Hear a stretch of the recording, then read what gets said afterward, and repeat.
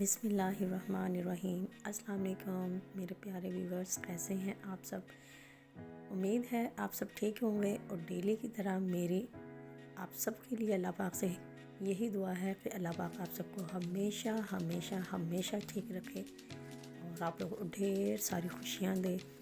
اور جو کوئی بھی یہ ویڈیو دیکھ رہا ہے، اللہ پاک ان کی جو بھی کوئی پریشانی ہے، کوئی مشکلات ہے، اللہ پاک ان کی پریشانیوں کو دور فرمائے اور ان کی مشکلات میں آسانیاں عطا فرمائے، اور اللہ پاک ہم سب کو صحت کاملہ عطا فرمائے۔ جو بیمار ہیں اللہ انہیں صحت و تندرستی عطا کرے، اور جو کوئی بے اولاد ہیں اللہ پاک انہیں نیک صالحہ اولاد عطا فرمائے۔ اور چلے آئیے کرتے ہیں اپنی آج کی ویڈیو کا آغاز۔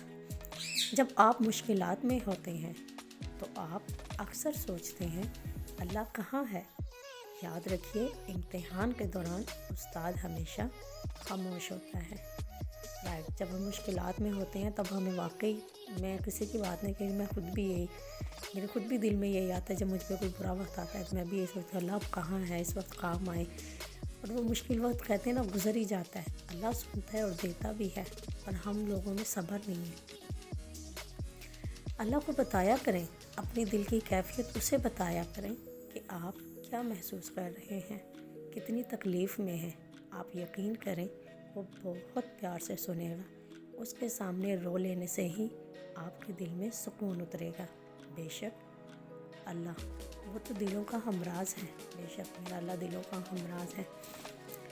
جب بھی کوئی پریشان ہو، کسی دکھ میں مبتلا ہو، تو مصلی لیں، دو نفل حاجت کے پڑھیں اور اللہ کے ساتھ دو باتیں کریں، اللہ کو اپنی پریشانی اللہ سے شیئر کریں، بتائیں کہ اللہ پھر یہ پریشانی ہے، مجھ پہ یہ برا وقت آیا ہے، تو ہی میری مدد کرنے والا ہے اور تو ہی میری مدد کر، تو انشاءاللہ اللہ ضرور کرتا ہے۔ حضرت علی رضی اللہ تعالیٰ عنہ نے فرمایا، اللہ کی عطاؤں پر الحمدللہ اور اپنی خطاؤں پر استغفر اللہ کہنا اللہ کو بہت پسند ہے۔ ہم لوگ اتنے گناہ کرتے ہیں، چھوٹی چھوٹی غلطیاں کرتے ہیں، اس کے باوجود بھی اللہ ہمیں اتنا کچھ دیتا ہے، کھانے کے لیے، پینے کے لیے، پہننے کے لیے، سب کچھ۔ ہم تو جتنا اپنے اللہ کا شکر ادا کریں کم ہے کہ اتنا کچھ ہم نماز ٹائم پہ ہم نہیں پڑھتے ہیں، اپنے رشتہ داروں کو، اپنے بہن بھائیوں کو ہم لوگ ناراض کر دیتے ہیں، چھوٹی چھوٹی انا کو لے کے بیٹھ جاتے ہیں۔ اس کے باوجود بھی اللہ پاک ہمیں سب کچھ دیتا ہے۔ اللہ یہ نہیں کہتا کہ تم لوگوں نے یہ گناہ کیا یا یہ کر رہے ہو، پھر بھی اللہ ہمیں نوازتا ہے۔ اس اللہ کی محبت دیکھیں، کتنا میرا اللہ ہم سے محبت کرتا ہے۔ جب کوئی انسان ناراضگی دور کرنے میں پہل کرتا ہے تو اس کا ہرگز یہ مطلب نہیں ہوتا کہ وہ غلط تھا، بلکہ اس کا مطلب یہ ہے کہ اسے انا سے زیادہ رشتے عزیز ہیں۔ اور واقعی کوشش کیا کریں کہ اگر کوئی غلطی ہو جائے تو پہل آپ ہی کر لیں، جھک جانے میں ہی بہتری ہے۔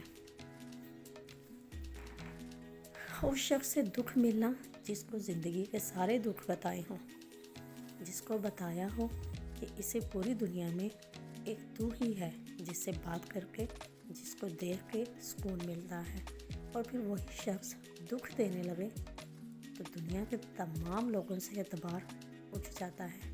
کوئی شخص اپنا نہیں لگتا، کوئی ہمدرد نہیں لگتا۔ جس شخص کے ساتھ آپ نے اپنے دل کے سارے دکھ، سارے راز شیئر کیے ہوں، اور وہی انسان آپ کو ہرٹ کرے، تکلیف پہنچائے، تو واقعی دل ٹوٹ جاتا ہے۔ دل تو کیا، روح تک ٹوٹ جاتی ہے۔ باقی خیر دنیا کا نظام ہے یہ تو۔ نفسیات کے مطابق جب کوئی آپ کو یاد کر رہا ہوتا ہے تو اس کے دماغ کی انرجی آپ کی سوچ سے ٹکراتی ہے، آپ کو بھی اس کی یاد آنے لگتی ہے، بشرطیہ کہ وہ شخص آپ کو جانتا ہو۔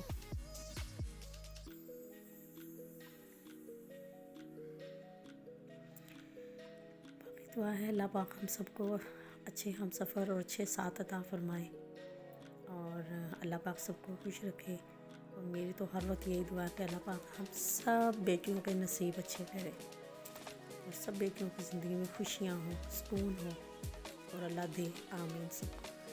حکیم لقمان سے پوچھا گیا کہ کسی انسان کی زندگی میں کبھی موت سے تلخ بھی کوئی لمحہ آ سکتا ہے؟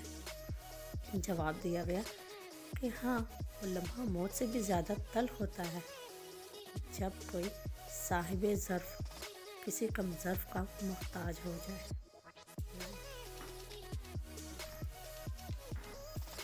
عادت ڈال لیں، خود کو عادت ڈال لیں۔ کس چیز کی؟ خاموشی کی۔ کیوں؟ اس سے آپ کو آسانی رہے گی۔ غصے میں، اداسی میں، ٹھکرائے جانے پر اور ایسے حالات پر جب آپ بولنا نہیں چاہیے، جب بولنا ہی نہیں چاہیے، اتنا عرصہ دیکھ لیا، شور کر کے، باتیں کر کے، بحث کر کے آپ کو کچھ حاصل نہیں ہوا، تو پھر زندگی میں ایک موقع خاموشی کو بھی دے کر دیکھیں۔ جب آپ زندگی میں اتنا بولیں، سب کو اپنی ہونے کا احساس دلائیں، اتنا کچھ کرنے کے باوجود بھی جب کسی پہ کسی چیز کا اثر نہ ہو، تو پھر بہتر تو یہی ہے کہ خاموش ہو جائیں اور خاموشی اختیار کر لیں۔ کیا پتہ آپ کی خاموشی کا ہی ان پر اثر ہو جائے۔ جو سچے ہوتے ہیں، بانو قدسیہ کہتی ہے، جو سچے ہوتے ہیں وہ تہذیب کے دائرے کا لحاظ کرنا بھی جانتے ہیں اور صبر کے گھونٹ پینا بھی۔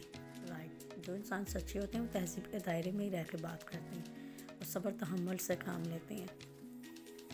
جو منافق ہو، جو جھوٹا ہو، اسے تو شور ہی مچانا ہوتا ہے۔ تو لہٰذا اگر آپ سچی ہیں تو بس خاموش ہو جائیں اور صبر شکر اذات اس وقت کو گزاریں۔ اللہ خود ہی آپ کی سچائی ثابت کر دے گا۔ دوسروں کے پردے رکھنا سیکھو، ان کے عیبوں پر نظر مت رکھو، کیونکہ گندگی پر ہمیشہ مکھی بیٹھتی ہے، تتلی نہیں۔ لہٰذا فساد پھیلانے والے مت بنو، دوسروں کے گھر اندھے بن کر جاؤ اور بھونگے بن کر نکلو۔ کتنی خوبصورت بات ہے نا۔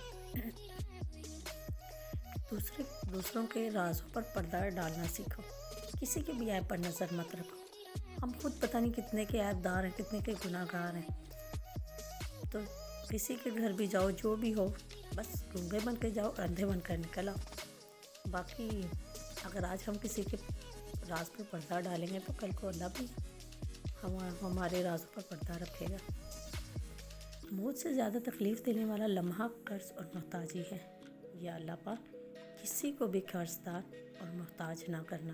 آمین ثم آمین۔ اور میری بھی اللہ پاک سے یہی دعا ہے کہ یا اللہ پاک کبھی کسی کو قرض دار محتاج مت کرنا، اور جو کوئی قرض دار ہے اللہ پاک ان کے قرض ادا کروا دیں گے۔ اللہ اتنا دے تو جو مقروض ہیں، جو قرض دار ہیں، اللہ پاک اپنا قرض ادا کر دیں۔